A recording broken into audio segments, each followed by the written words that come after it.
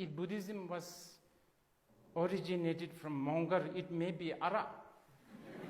Who knows? You understand? Because that's what the Shashupas drink. Practice of Buddhism is becoming expensive day by day.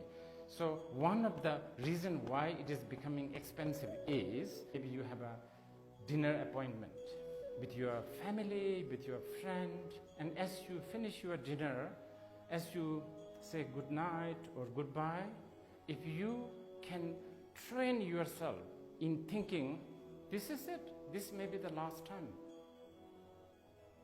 Mitakpa, right? This may be my last time. That is practicing Buddha Dharma. Is that expensive? Dharma or Buddhism always gets hijacked by culture of the hosting country. So when Buddha Dharma went from India to China, to Japan, to Korea, Laos, Cambodia, Bhutan, Tibet, the local culture always hijack. And it sounds a little negative, but I need to tell you this. Culture is important. Because, for instance, if I want to drink a glass of water, I need the cup, I need the glass. But what I want is the water. If you want to actualize, let's say, awakening state, if you want to practice Dharma, in other words, you need the culture.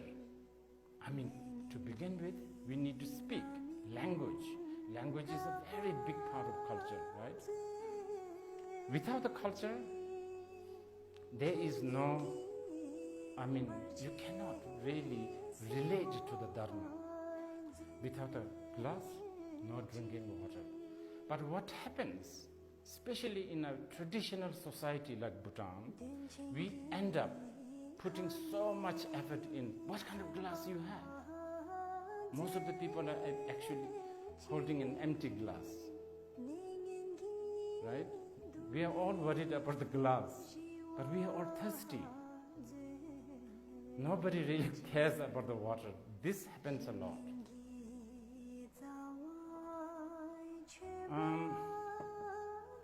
So your question seems to indicate that practice of Buddhism is becoming expensive day by day. I guess you are talking about things like torma, pujas, rituals. I don't know, like all the paraphernalia that we think is what we call practicing Buddhism.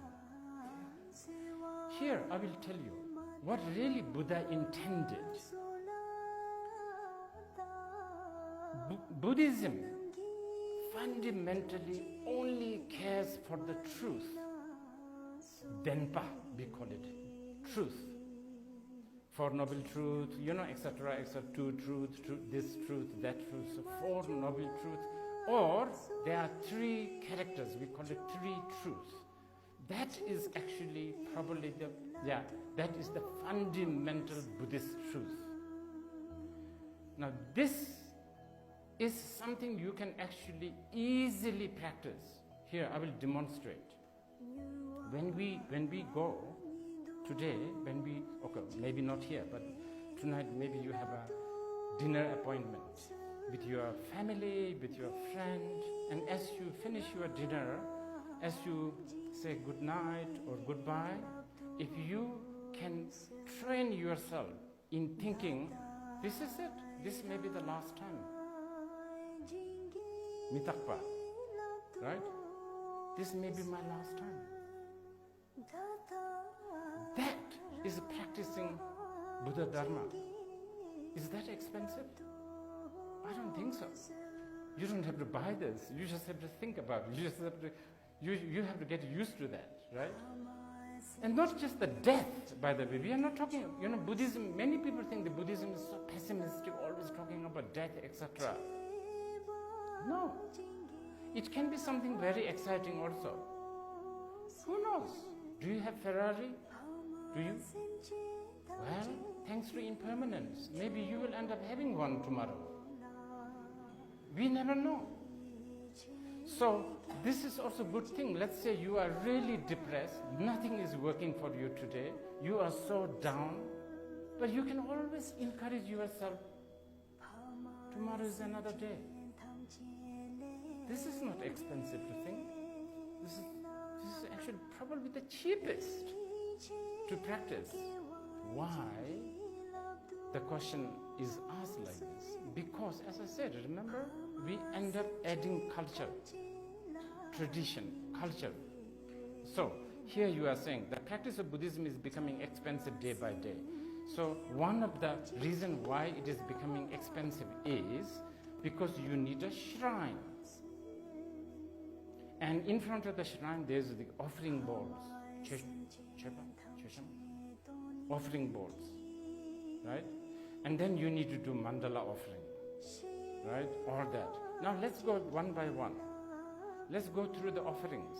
The first one is drinking water. Do you know where that comes from? It's an Indian culture. If Buddhism was originated from Mongol, it may be Ara. Who knows? You understand? Because that's what the Shashupas drink. If the second water is Shapsil, which is washing feet water. Do we wash feet? I don't think so. I mean, do we? And we don't. I mean, of course, nowadays you take shower and all of that, but you don't. When you invite a guest, do you go and wash their feet? I don't think so. That's a very Indian thing to do. So we have a lot of that. And in the mandala, have you ever performed mandala? Langbo Rinpoche, Dacho Rinpoche, Magpo Rinpoche, Ter Chemboi, Bumba, Geva, Matengwa, Maluma, Karma? What are you going to do with the elephant? You know, Langbo Rinpoche, and then the Dacho Rinpoche, those horse, if you give me elephant, I will suffer. Because I don't know where to put this elephant. It's a very expensive maintenance. Elephant, for goodness sake. Where do you put this? And it might die in Thimphu during the winter. All that. So there are so many cultural stuff